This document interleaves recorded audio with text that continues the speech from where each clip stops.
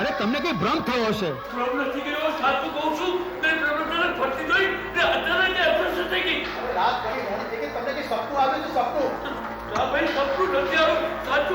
મોડું બા, તમે આરામથી સુઈ જાઓ. નકામા ફાફા મારો છો. સુઈ જાઓ તમે તમારે.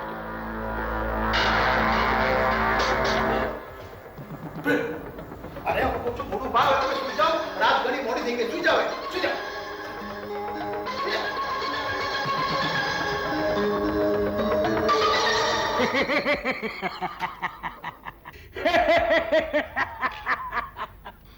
અરે આમ હસે છે શું? મેં કઈ રમૂજી નવલકથા થોડી લખી છે. દાદા એટલા માટે નથી લાગતો કે આ કોમેડી છે. શું લખ્યું તે? ખરેખર સુંદર લખ્યું તે. તો પછી હસવાની શું વાત છે? એ છાયા તે વાંચી છે?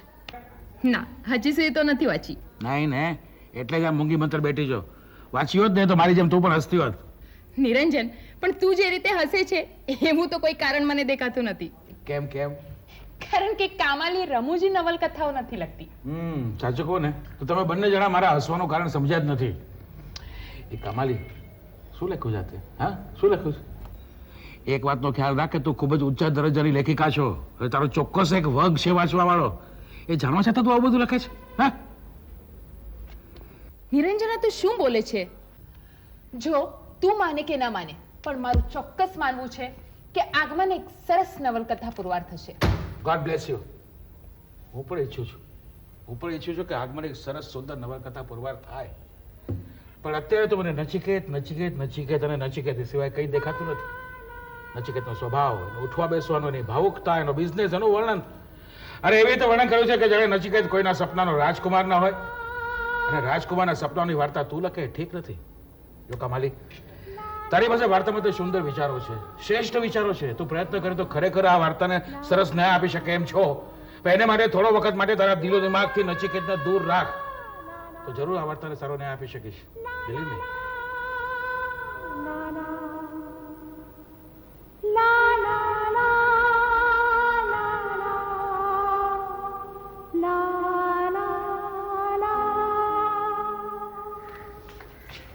અરે નચિકેત, મારે તને ખુશ ખબર આપવાના છે. અચ્છા, શું છે?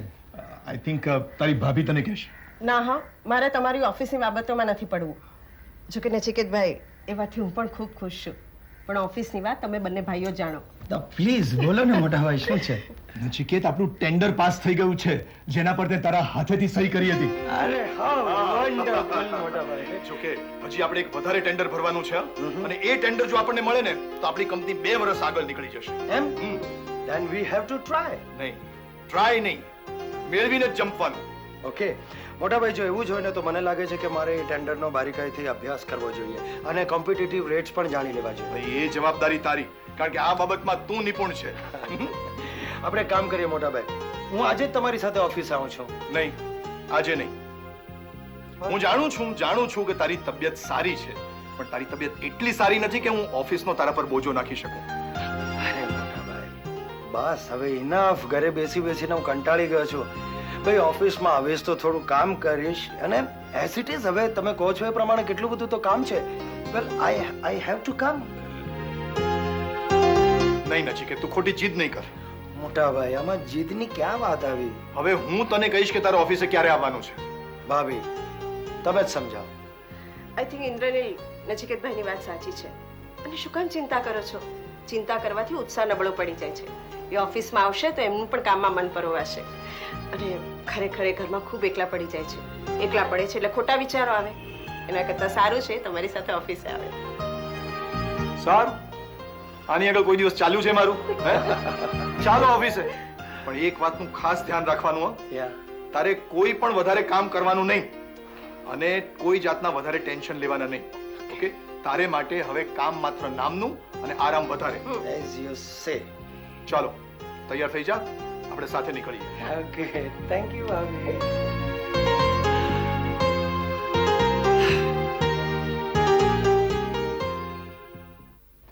નચિકેત, અરે ઓ નચિકેત, ભાઈ ઓફિસે જવાનું મોડું થાય છે. ક્યાં છે? એક મિનિટ ઇન્દ્રનીલ, જુઓ તમે પણ ઉપર હા પાડી અને હું પણ એક શબ્દ ન બોલી. પણ કાલે એકાદશીનો શુભ દિવસ છે એટલે મારા હિસાબે નચિકેતભાઈ કાલથી ઓફિસે આવશે. જેવી હોમ મિનિસ્ટરની મરજી. અરે ભાઈ તમે દિયર ને ભાભી અંદર અંદર શું નક્કી કરો છો એ મને ક્યાંથી ખબર પડે? કાલે તો કાલે ભાઈ અમે. ઓકે ચાલો તો હું જાઉં. પ્લીઝ. શું નચિકેત અહીંયા ઓફિસમાં આવે છે? હા મિસ્ટર રાયચુર. શ્યોર? શ્યોર એટલે હું એમની પર્સનલ સેક્રેટરી છું. આ વાતની જાણ મને નહીં હોય તો બીજા કોને હોય? પણ નચિકેતની તબિયત આમ સારી થઈ ગઈ છે? નચિકેત ભાઈ ક્યારનાય સારા થઈ ગયા છે. અને તમે કદાચ ભૂલી જાઓ છો, ઇન્ક્રીમેન્ટ આપીને જે મીઠાઈ વેચવામાં આવી હતી એ ખુશીની તો હતી. આ તો ખૂબ જ આંચકો આપે એવા સમાચાર છે. એમાં આંચકો શાનો? સમજદારીની વાત છે. આજે નહીં તો કાલે નચિકેત ભાઈ સારા થઈને ઓફિસે આવવાના છે. પણ જો આપણને સમય થોડો વધારે મળ્યો હોત તો નચિકેત સીધો ઓફિસમાં આવીને અહીંયા એકાઉન્ટ્સ ચેક કરશે. અકાઉન્ટ્સની ચિંતા તમે નહીં કરો, એ તમે મારા પર છોડી દો. નચિકેત ભાઈ સુધી હું તમારા અકાઉન્ટ્સની ફ્લોપી નહીં પહોંચવા દઉં. ખરેખર તું મારા માટે આટલું બધું કરશે? કરવું જ પડશે મિસ્ટર રાયચુરા. આપણે બંને જ્યારે સાથે મળી નક્કી કર્યું છે કે આ ઓફિસમાં આપણો સિક્કો આપણે જમાવવો છે, ત્યારે એકબીજાની મદદ કરવી ખૂબ જરૂરી છે. ભગવાન તમારું ભલું કરે. મિસ્ટર રાયચુરા, હવે તમે બધી જ ચિંતા છોડી દો. કોને ક્યારે શું કહેવું એ હું બરાબર જાણું છું.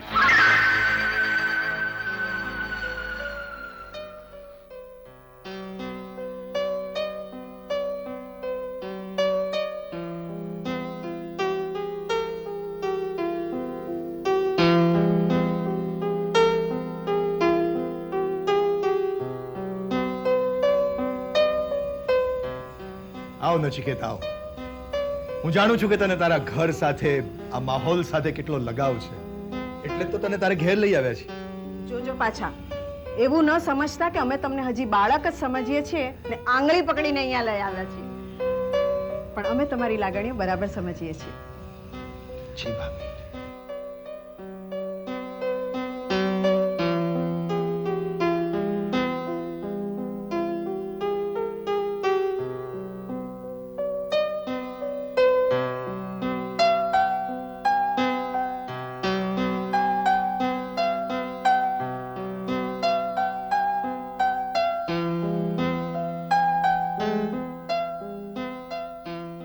નચિકેતભાઈ, બસ હવે તો ખાઓ પીઓ ને આરામ કરો ને તમારા મનના ઉદ્વેગને શાંત કરવાની કોશિશ કરો. જી ભાભી, એ જ કરવાનો છે. તો જાઓ, તમારી રૂમમાં જાઓ. હું જાણું છું કે તમારું મન ત્યાં જ છે.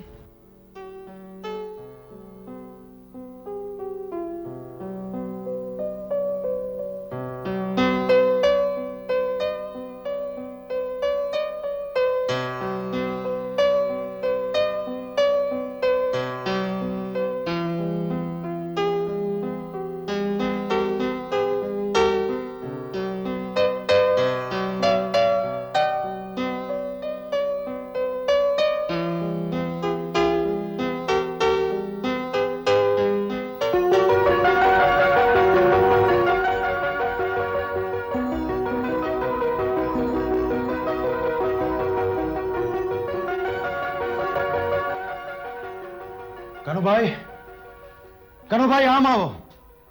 આ તસવીરો અહીંયા પાછી કોણે ટાંગી? આ તસવીરો અહીંયા ક્યાંથી આવી? એમાં કનુભાઈને બોલાવવાની શું જરૂર છે?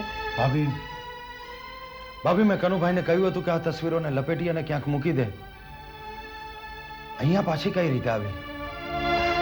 એ અહીંયા આવી કારણ કે મેં જ કનુભાઈ પાસેથી મંગાવીને અહીંયા ટાંગી છે. ભાભી, ભાભી આ તમે કઈ જાતનો ખેલ રમી રહ્યા છો મારી સાથે?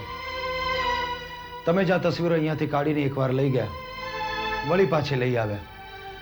હવે જ્યારે હું તમારી બધી જ વાત માનવા તૈયાર છું તો પાછી આ તસવીર અહીંયા ટાંગવાનો શો અર્થ છે? શું પ્રયોજન છે? પ્રયોજન એ છે નચિકેતભાઈ કે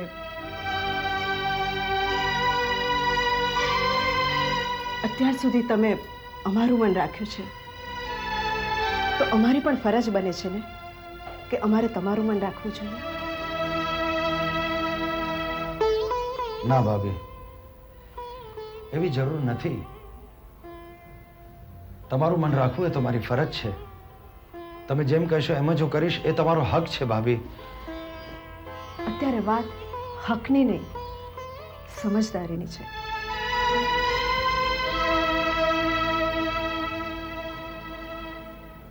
નચિકેતભાઈ, આ તસવીરો સાથે સંકળાયેલી તમારી લાગણીઓને હું ન સમજી શકું તો આપણા સંબંધો કઈ જાતના?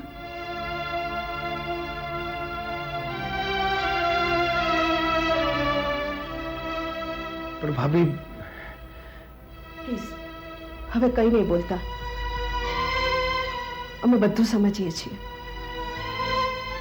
ના, હું તો કશુંક બીજું જ યાદ અપાવવાનો હતો.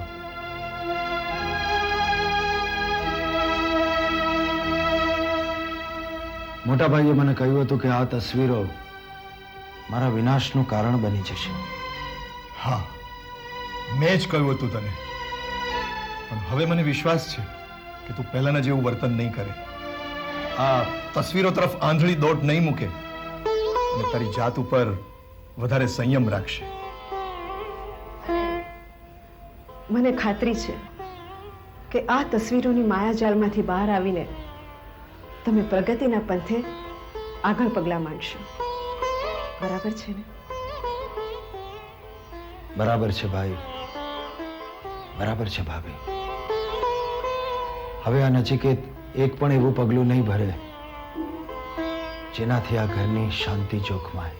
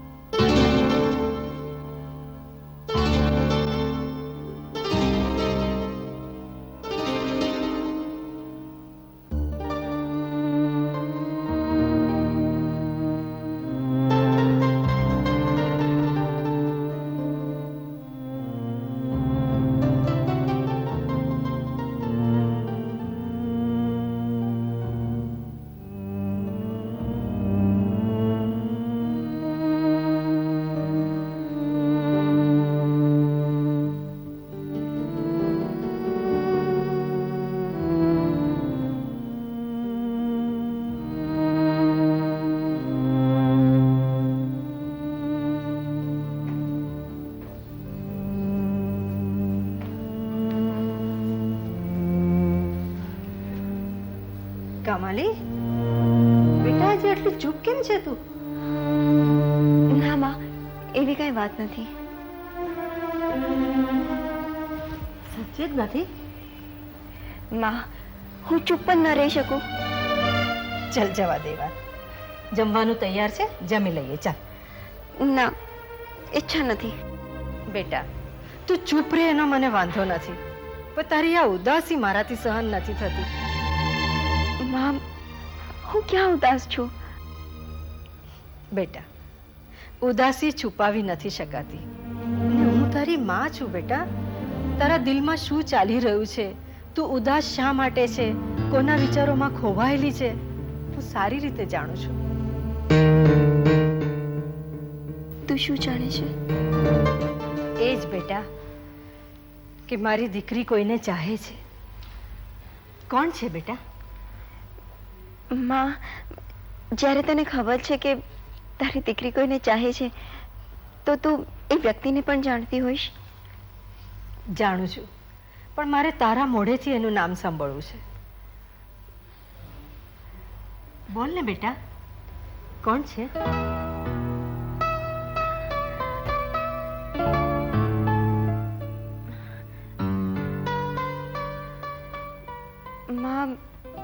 એમનું નામ છે નચિકેત. બેટા બહુ ઊંચા સપના જોવા લાગી છે તું. માં, મારે કોઈ દલીલો નથી સાંભળવી. આ તો પ્રેમ છે અને પ્રેમને ઊંચ નીચના ત્રાજવે ન તોડાય. બેટા આ બધી વાતો તારી વાર્તા અને પુસ્તકો પૂરતી ઠીક છે, પણ જીવનની વાસ્તવિકતા એનાથી તદ્દન જુદી જ હોય છે. માં, પ્રેમનું સફળ થવું એ તો બહુ દૂરની વાત છે. હું તો ફક્ત એટલું જાણું છું કે હું એમને પ્રેમ કરું છું અને મારા માટે પ્રેમ એટલે ફક્ત પ્રેમ. મારે એને કોઈ નામ નથી આપવું. એવું નથી બેટા, પ્રેમનું બીજું નામ છે એને પામવાની તમન્ના. માં, પ્રેમને પામવું ન પામવું એ તો મેં મારા નસીબ પર છોડી દીધું છે. હું ફક્ત એટલું જાણું છું કે હું નચિકેતને પ્રેમ કરું છું.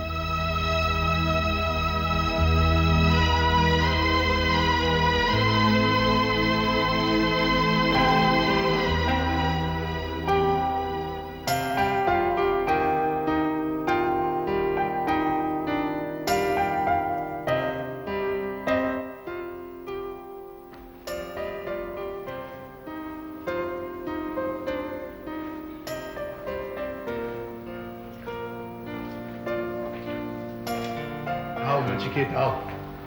જો નચીમ ઇન્ડસ્ટ્રીઝનો સ્ટાફ તારું સ્વાગત કરવા તૈયાર ઉભો છે. I'm very fine, Mr. Saxena. Thank you. Hello, Rosie. Thank you. હવે તમે તમારી તબિયતનું બરાબર ધ્યાન રાખવું પડશે. Sure, I will look after myself. Hello. Sir आप ऑफिस में आके बहुत खुशी हुई. मुझे भी. Thank you very much. અરે તું ઓફિસમાં જ આવ્યો, આખી ઓફિસમાં રોનક છવાઈ ગઈ છે. જો તો ખરું. કેમ છો Desai? Nice to see you. You carry on. Yeah. પાંડુ ಹೇಗೆ?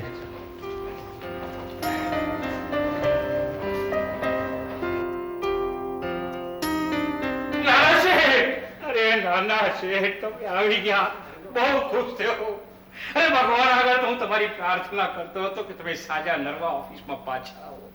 સાંભળી, ભગવાને મારી પ્રાર્થના સાંભળી. ખરેખર કહું છું, ભગવાનને એક જ પ્રાર્થના કરતો હતો કે લાખો મરજો પણ લાખોનો પાલનહાર. ભગવાન તમારું ભલું કરે. ખરેખર સાહેબ, મહિના દિવસોથી રાત્રે ઊંઘ નથી આવતી મને. રાયચુરા, હું તમારું દુઃખ સમજી શકું છું. જુઓ, હવે તો હું આવી ગયો છું ને, તમે સ્વસ્થ થઈ જાઓ અને પાછા કામ પર લાગી જાઓ. જી સાહેબ.